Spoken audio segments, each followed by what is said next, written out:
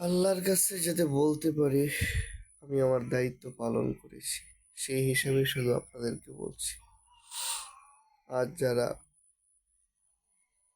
দুইজন মানুষের অনুসরণ করতেছে, ভালোবাসতেছেন, তাদেরকে মডেল হিসেবে নিয়েছে, আপনারাই কাল যদি বেঁচে থাকেন পৃথিবীর সবচেয়ে বড় কাফের, সবচেয়ে বড় জালেম দাজ্জালের অনুসারী হবে।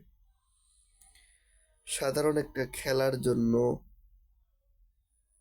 আপনি যাদেরকে ভালোবাসেন তাদের আদর্শ ছাড়তে পারতেছেন না।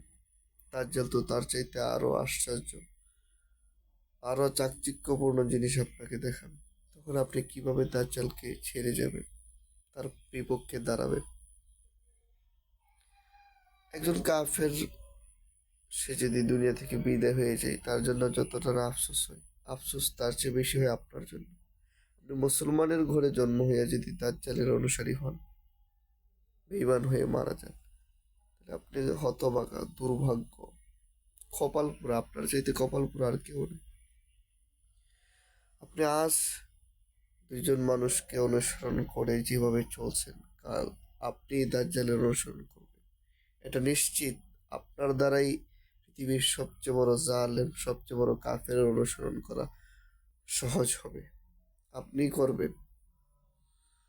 কত মানুষ কতভাবে আপনাদেরকে বোঝাইতেছে, এরা ইহুদি, এরা খ্রিস্টান, এরা দাজ্জালের অনুসারী, কিন্তু আপনার সেই বিবেক বুদ্ধি লড়েও না, কিছুই করে না, সব আগের মতনই আছে। জানি না কোন দিন আপনাদের হুঁশ আসবে, কবে আপনারা এই পথ থেকে দূরে সরে আসবেন।